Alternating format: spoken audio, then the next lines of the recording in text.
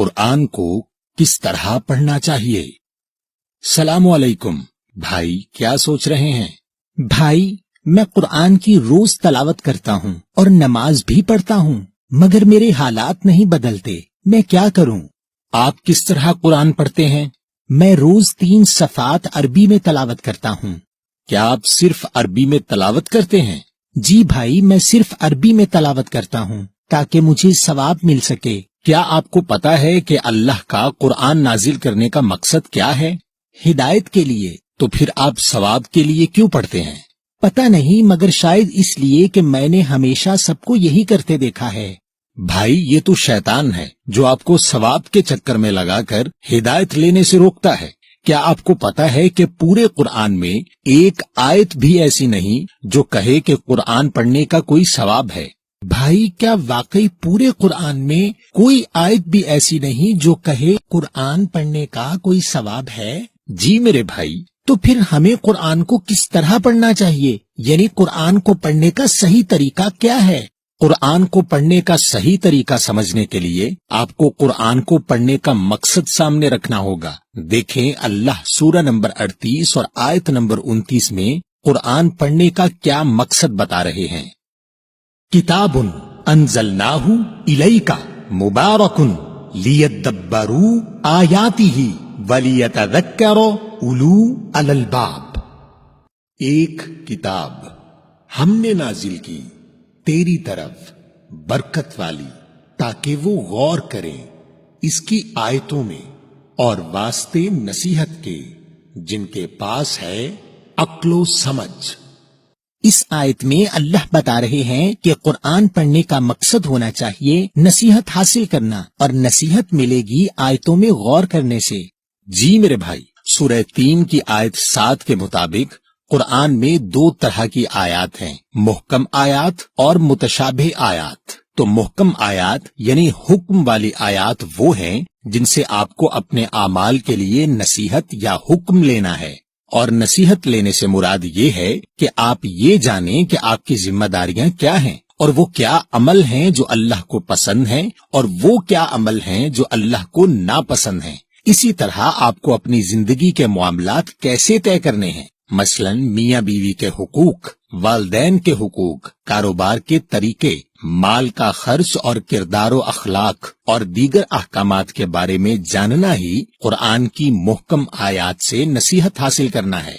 या अल्लाह, मैंने तो कभी ऐसा सोचा ही नहीं कि हमें कुरान से इस किस्म की नसीहत लेनी है। और भाई, ये मुतशाबिहात वाली आयतों से क्या मुराद है?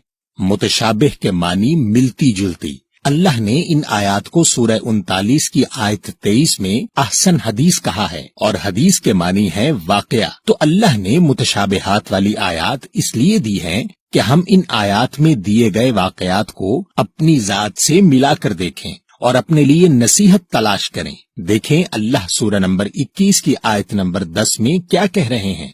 लक़द अंज़लना इलैकुम किताबन फीही ज़िक्रुकुम अफला ताकिलून। बेशक नाजिल की हमने तुम सब की तरफ एक किताब, बीच इसके तुम सबका जिक्र है, क्या नहीं तुम अक्ल लेते? इस आयत के मुताबिक तो अल्लाह की किताब में हमारा ही जिक्र है। जी भाई, तो इस आयत के मुताबिक हमें अल्लाह की किताब में अपना जिक्र तलाश करना है, यानी अल्लाह की किताब को कहानी की किताब नहीं समझना। यानी कुरान में मुतशाबिह आयात यानी अहसन हदीस पढ़ते हुए ये नहीं समझना कि अल्लाह ने हमें ये किताब माजी के किस्से पढ़ने के लिए दी है, बल्कि ये देखना है कि कुरान में लिखी इस बात का हमसे क्या ताल्लुक है। यानी जो गलती कुरान में बयान लोगों ने की, कहीं हम वही गलती दोहराकर उन्हीं लोगों में शामिल तो नहीं हो रहे। यानी जब कुरान में किसी कौम या लोगों का जिक्र आए तो उसको सिर्फ माजी का किस्सा न समझें, बल्कि अपनी जात से जोड़ें। मसलन जब फिरौन का जिक्र आए तो समझें कि फिरौन तो एक अल्लाह की आयत के मुकाबले में तकब्बुर करने वाले का किरदार था। ये उस दौर में भी था और हर दौर में नजर आएगा। ہمیں بس یہ دیکھنا ہے کہ کہیں ہم تو فرعون نہیں بن رہے، یعنی اللہ کی آیت میں دیے گئے اللہ کے حکم کے مقابلے میں اپنی ذاتی رائے کو اہمیت دے کر تکبر تو نہیں کر رہے۔ تو میرے بھائی، اس طرح جب ہم اللہ کی آیات اپنے ذکر یا نصیحت کے لیے پڑھیں گے تو ہی ہمیں اللہ کی کتاب سے ہدایت ملے گی۔ بھائی، آپ کی اس وضاحت کے بعد تو مجھے قرآن سمجھنے کے لیے آسان لگ رہا ہے، مگر لوگ کہتے ہیں کہ قرآن ایک مشکل کتاب ہے۔ بھائی، یہ تو شیطان ہے جو قرآن کو مشکل کتاب کہتا ہے۔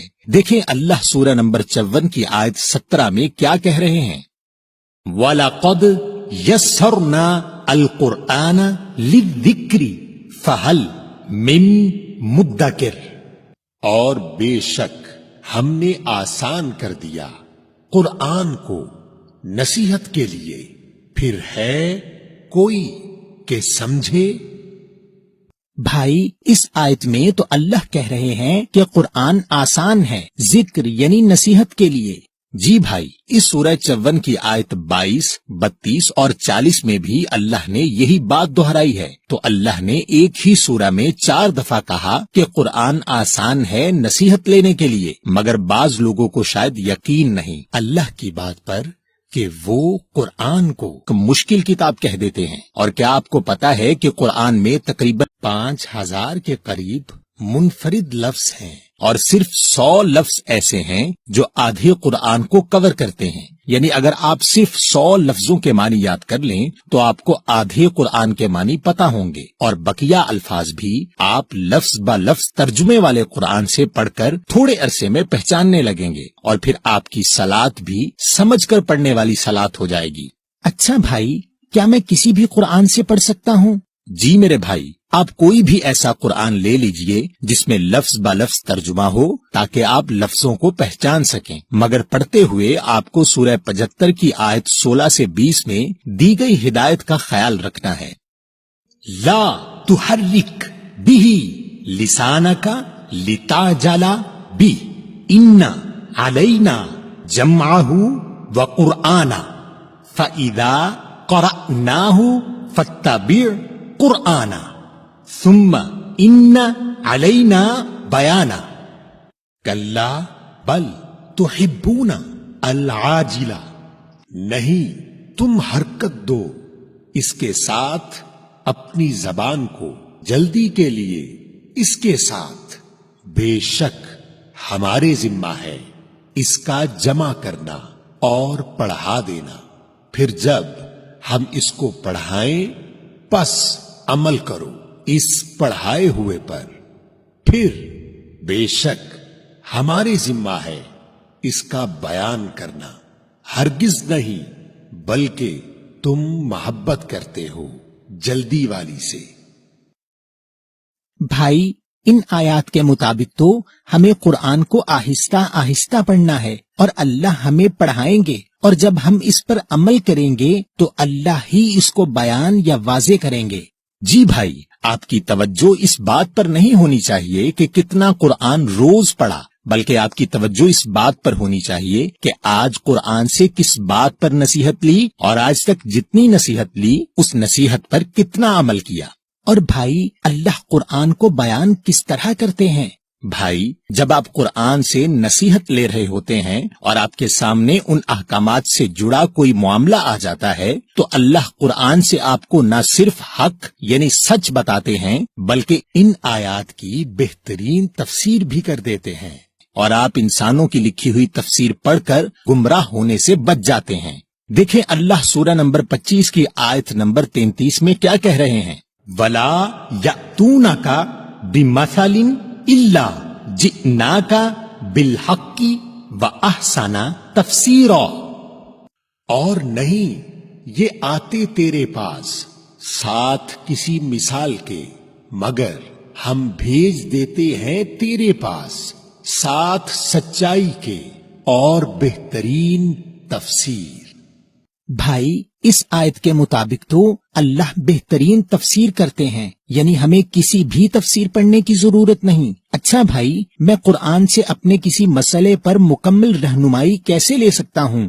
اللہ نے قرآن کو انسانی نفسیات کے مطابق رکھا ہے، اور اسی بنیاد پر آپ کے اسکول کا طریقہ ہے، यानी जब आप स्कूल जाते हैं तो पहले इंग्लिश का पीरियड होता है, फिर उर्दू का होता है, फिर साइंस का होता है, फिर हिसाब का होता है। यानी हर थोड़ी देर के बाद मौजू बदल जाता है ताकि आप बोर ना हो। तो एक दिन में आप थोड़ी साइंस, थोड़ा हिसाब, थोड़ी उर्दू वगैरह सीखते हैं, मगर जब इम्तिहान की तैयारी करते हैं तो सारी पढ़ी हुई उर्दू एक जगह करते हैं, सारी साइंस एक जगह करते हैं और दीगर तमाम मौजू अलग अलग करके पढ़ते हैं। इसी तरह कुरान में हर लफ्ज एक मौजू है। मसलन तलाक का लफ्ज कुरान में सूरह बकरा नंबर 2 और सूरतुल हुजुरात नंबर 33 और सूरतुल तलाक नंबर 65 में आया है। तो जब आपको तलाक के मौजू को समझना है तो आपको इन तमाम आयात को इकट्ठा करना होता है और पढ़ना होता है। इससे आपको पूरा मौजू समझ में आ जाता है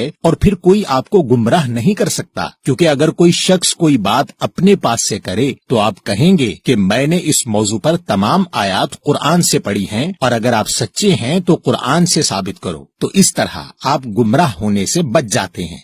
लेकिन भाई, हम इस तरह मौजू के ऊपर आयात कैसे ढूंढेंगे? भाई ये बहुत आसान है। अब बाजार में ऐसी किताबें मिल जाती हैं और मोबाइल ऐप भी दस्तयाब हैं जो हर लफ्ज के ऊपर तमाम आयात दिखा देती हैं, जो आप किसी भी लफ्ज ब लफ्ज तर्जुमे वाले कुरान से पढ़ सकते हैं। और भाई, कुरान पढ़ने का बेहतरीन वक्त क्या है? आप सूरह नंबर 73 की आयत 1 से 4 तक और सूरह नंबर 17 आयत नंबर 78 देखें। या अय्युहा अल मुज़म्मिलु कुमी अल-लैला इल्ला कलीला निस्फहु अवी उनकुस मिन्हु कलीला औ जिद अलैहि वरत्तिली अल कुरआना तरतीला। ऐ लपेटने वाले, कयाम कर रात को, मगर थोड़ा सा हिस्सा, इसकी आधी 12 बजे, या कम कर दो इसमें से थोड़ा सा या ज्यादा, इस पर और पढ़ा करो कुरान को ठहर ठहर कर। अकीमी अस्सलाता लिदुलूकी अश-शम्सी इला गसाकी अल-लैली व कुरआन अल-फज्र इन्ना कुरआन अल-फज्री काना मशहूदा। कायम करो सलात ढलने से सूरज के तरफ अंधेरे रात के, और कुरान फज्र को, बेशक कुरान फज्र का है, गवाही दिया गया। भाई, अल्लाह ने कुरान पढ़ने के 2 बेहतरीन वक्त बताए हैं। एक, जब रात हो जाए तो पढ़ें, चाहे रात 12 बजे तक पढ़ें या चाहे तो थोड़ा कम या थोड़ा ज्यादा कर लें, और दूसरा फज्र का वक्त। जी भाई, इन दोनों औकात में आप दुनियावी मसरूफियात से फारिग होते हैं और अल्लाह की किताब को तवज्जो से पढ़ सकते हैं। और याद रखें कि कुरान दुनिया की वो वाहिद किताब है जो आप पर फर्ज है हिदायत के लिए। देखें अल्लाह आपको सूरह नंबर 28 और आयत नंबर 85 में क्या कह रहे हैं। इन्ना अल्लज़ी फरद अलैका अल कुरआन लरद्दुका इला मादिन कुल रब्बी आलमु मन जाअ बिल हुदा व मन हुआ फी दलालिन मुबीन। बेशक जिसने फर्ज किया तुम पर कुरान, वो तुम्हें फेर लाएगा तरफ मंजिल के।